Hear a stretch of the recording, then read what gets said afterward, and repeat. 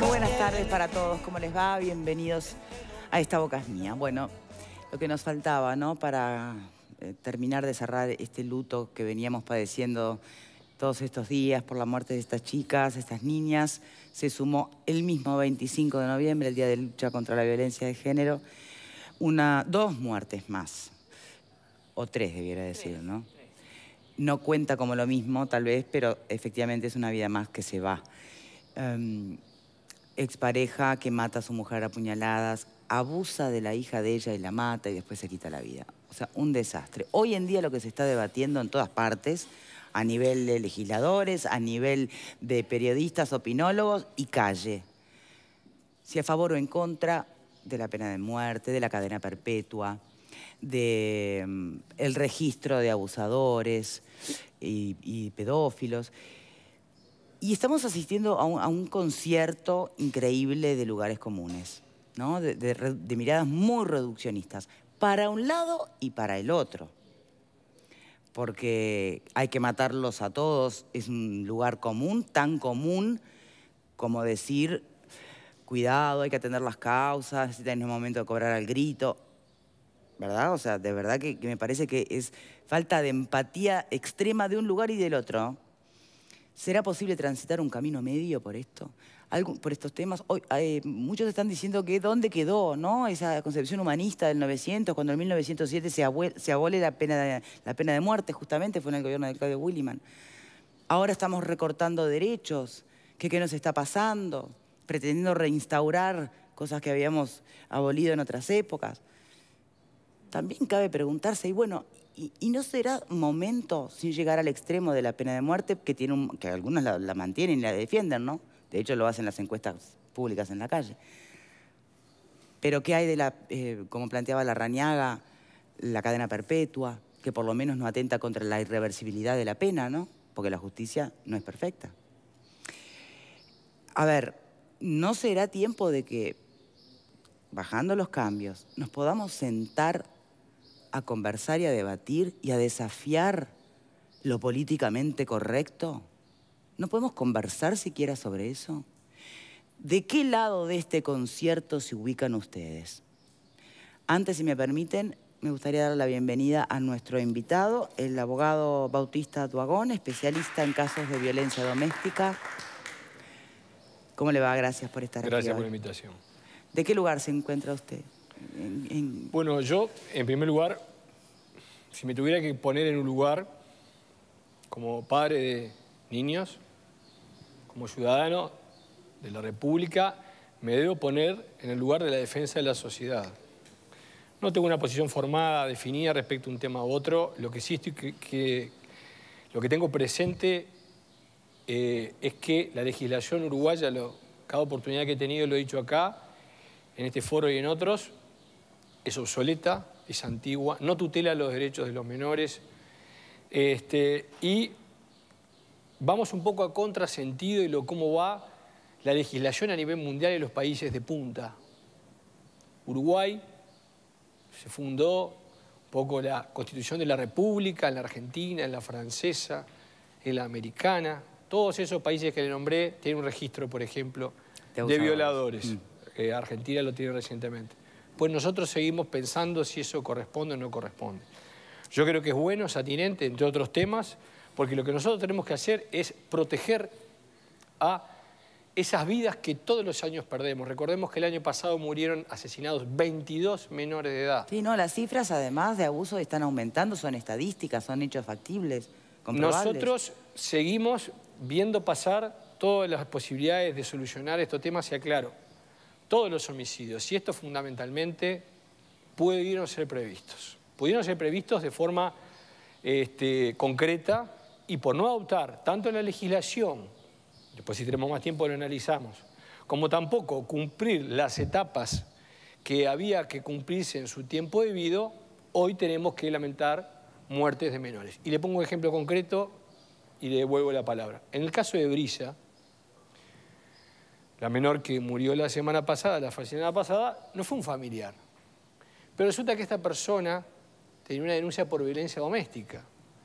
Y esta persona tenía ahora, para el 29 de noviembre, a que le hicieran la pericia técnica, a ver si era un hombre o no de alto riesgo. Este incidente que había tenido doméstico con su expareja había pasado como 1 o 2 meses atrás.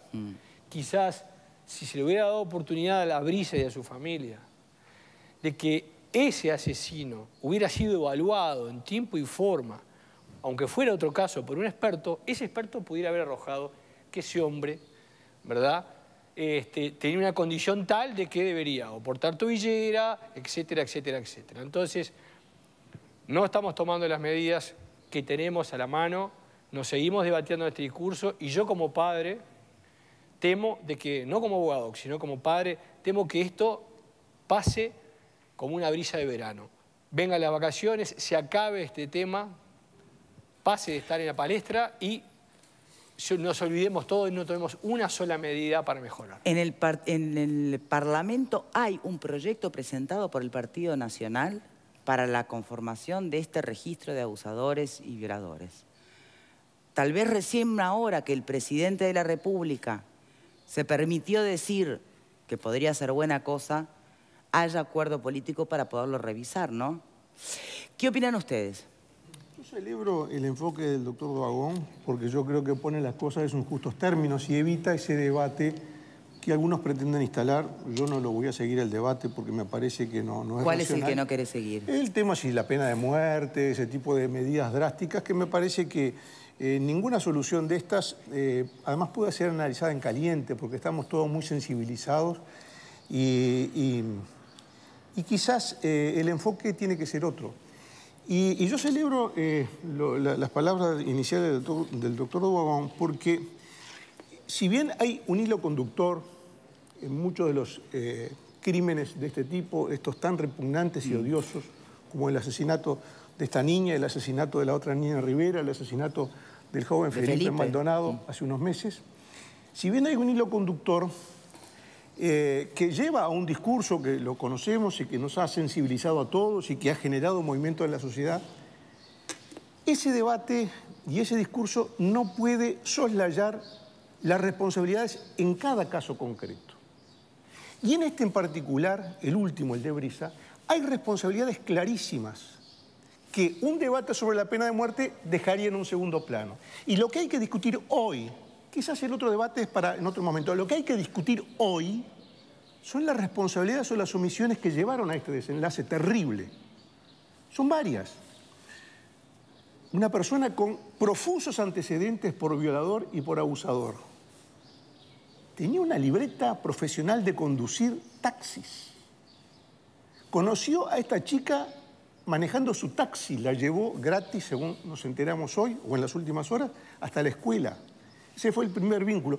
¿Cómo un violador y un abusador convicto y confeso puede tener una libreta profesional para manejar taxi o transporte escolar? Ahí tenés el registro. Pero justamente a eso voy.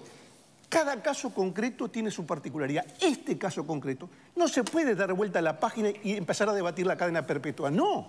Hay que profundizar en las responsabilidades de este caso, porque además... Perdón, si planteás cadena perpetua no tenés estos problemas de falta de responsabilidad. Quiero centrarme en el caso concreto, Victoria. Además, este asesino había sido denunciado por madres de niños de la escuela de la Floresta con la descripción de él, del automóvil, que coincidía perfectamente con sus rasgos y con el automóvil.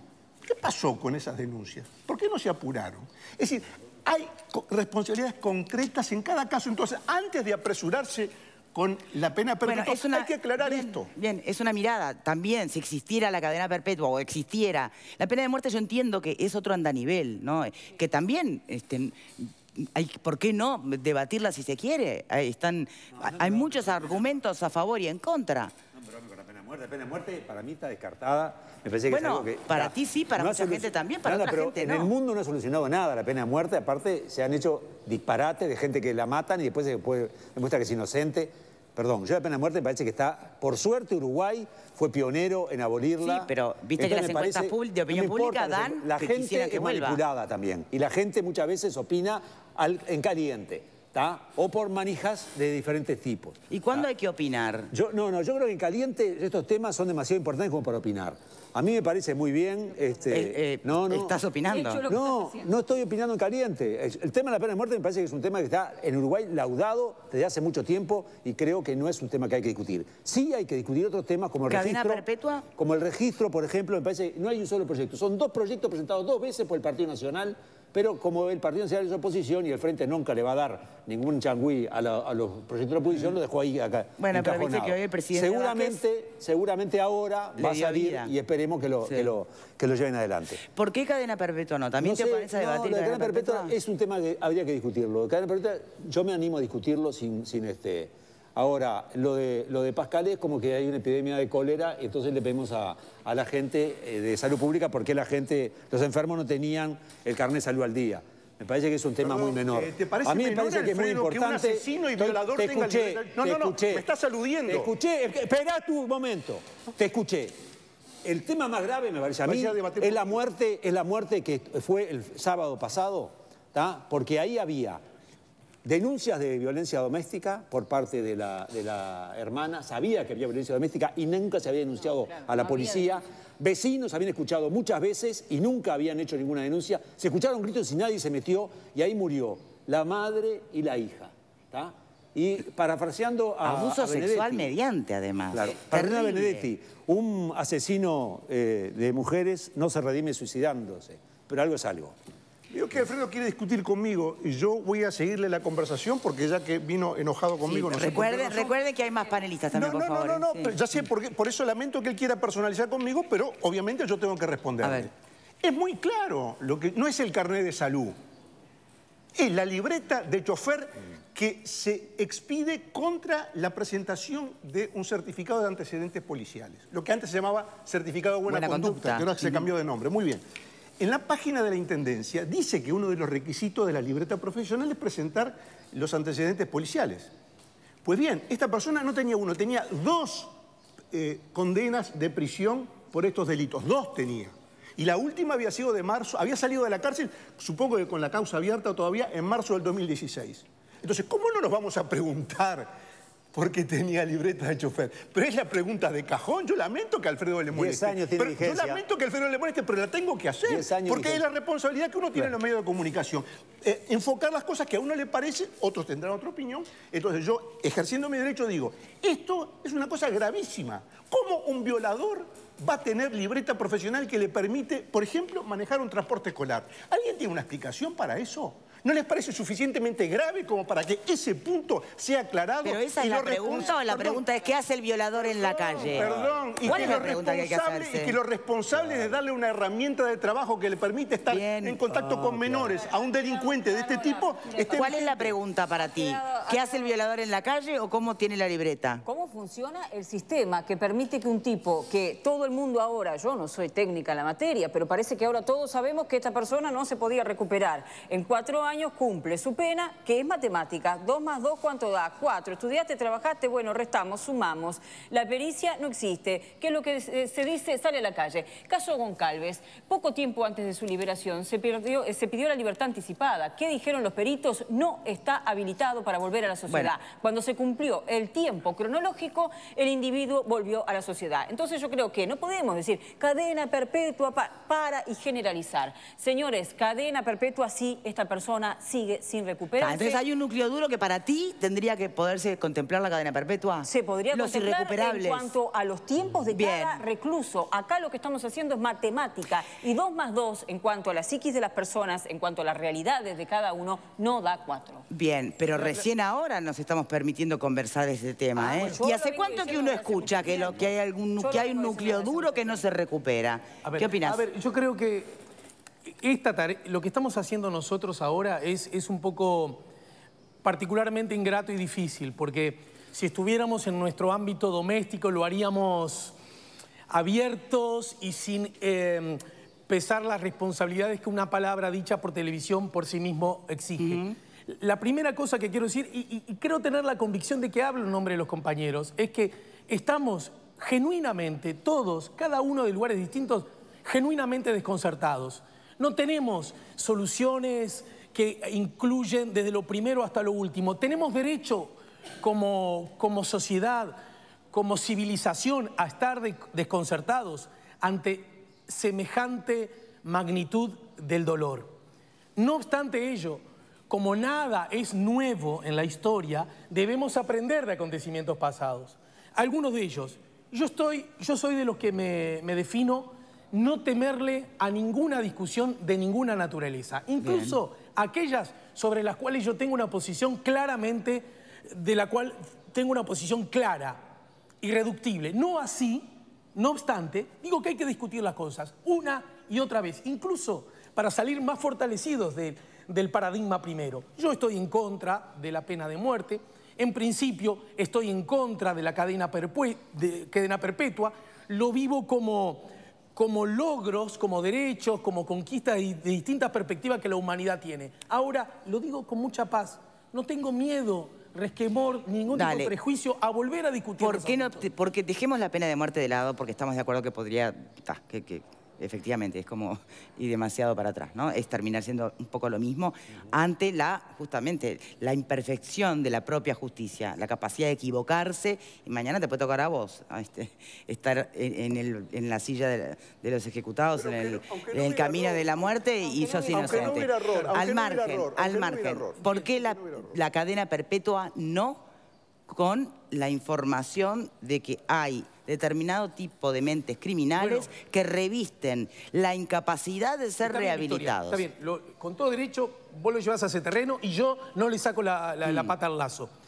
Eso que acaba de decir, de verdad no está comprobado. ¿Lo dicen los expertos? No, justamente, no hay dato, yo no lo tengo. Hoy lo decían. Y ofrezco disculpas, de que hay personas que en determinadas circunstancias son irrecuperables. En todo caso, iría contra el mandato constitucional que habla de una recuperación. Pero acabo de decir, yo creo que eso es lo más importante de lo que estoy transmitiendo, es que estoy dispuesto a rediscutirlo. No, por eso es necesario los argumentos. No, y me estás diciendo que no hay comprobación. Hoy los expertos hablan de que la pedofilia, por ejemplo, no es curable. Mañana o pasado y nos lo dirán. Yo de verdad lo digo con franqueza.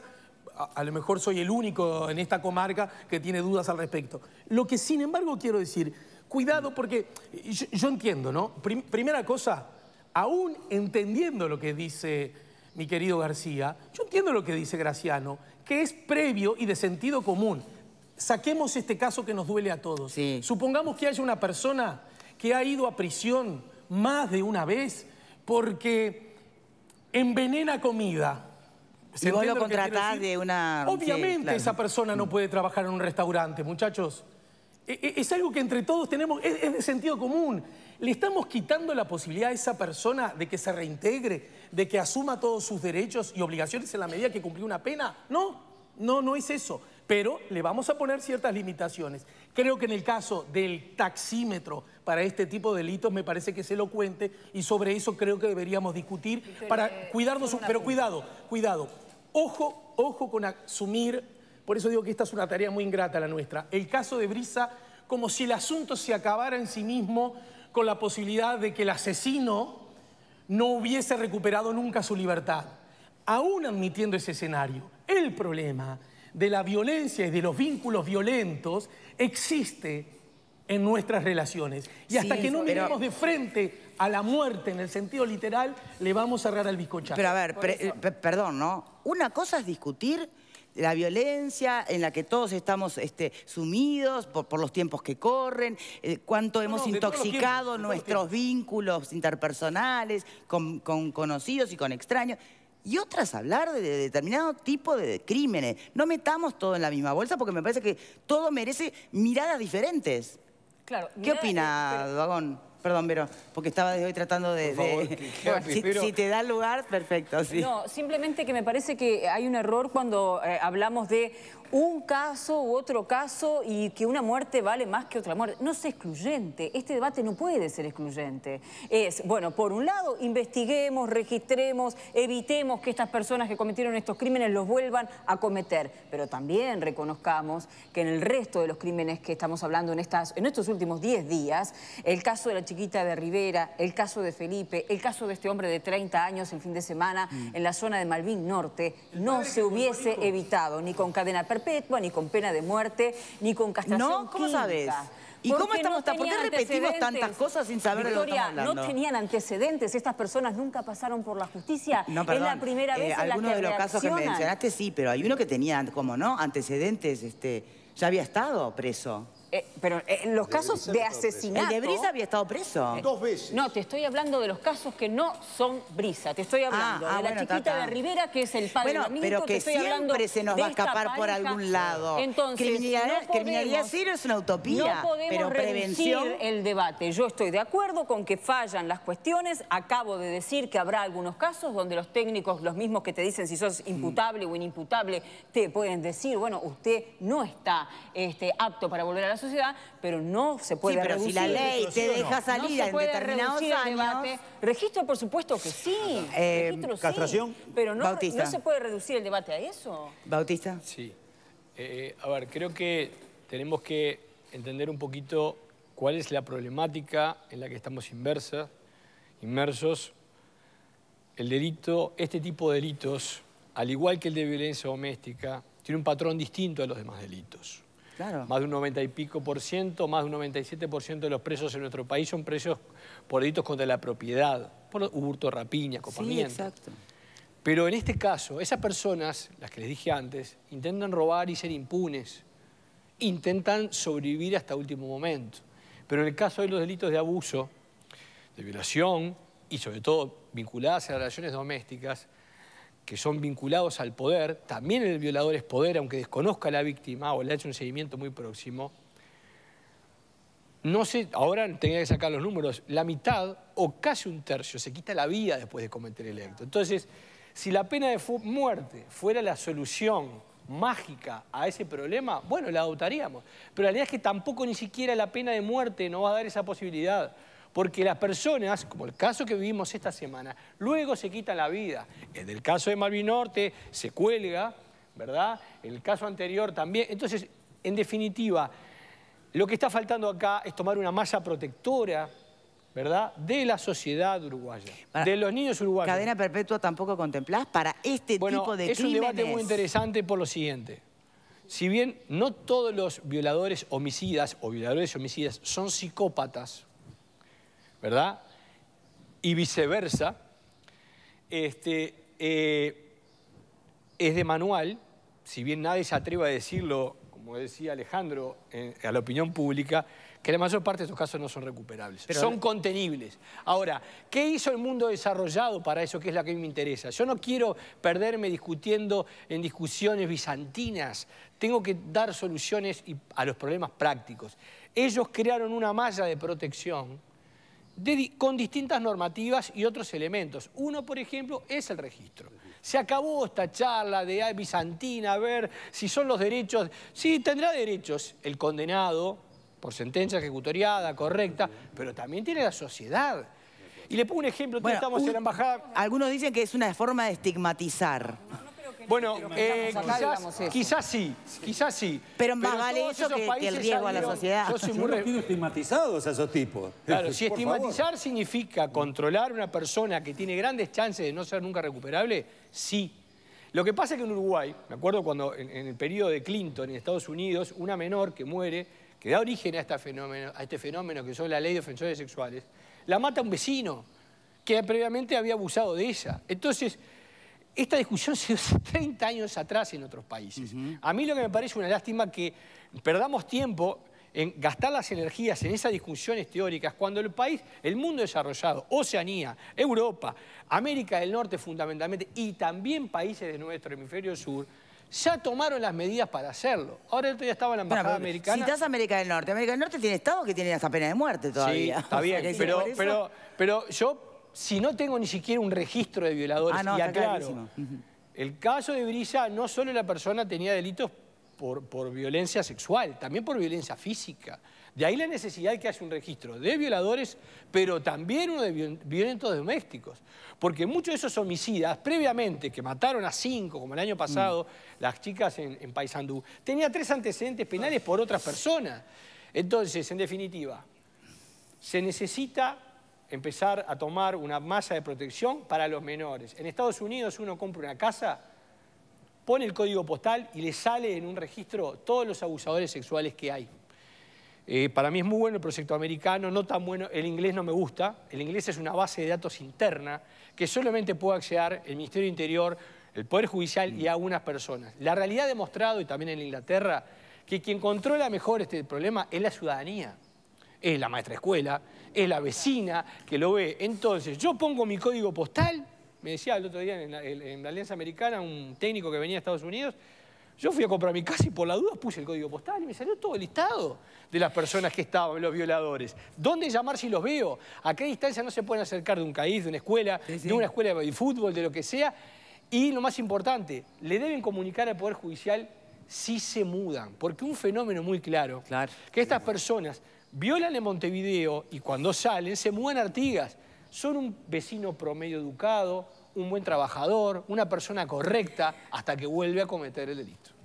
Don Bautista, muchísimas gracias por habernos acompañado. Tenemos que hacer la primera pausa. Para el próximo bloque podemos repasar lo que decía hoy el propio Tabaré Vázquez, que hacía referencia a que en este país nosotros tenemos leyes que, por ejemplo, condenan a 30 años como pena máxima a una persona que comete este tipo de crímenes, más 15 años por seguridad, un total de 45. Eso se me hace lo suficientemente severo. Algo así decía. ¿No se olvida de un detalle? Si se cumpliera. Lo debatimos cuando regresemos. Muchísimas gracias por habernos acompañado en este primer bloque. Ya venimos.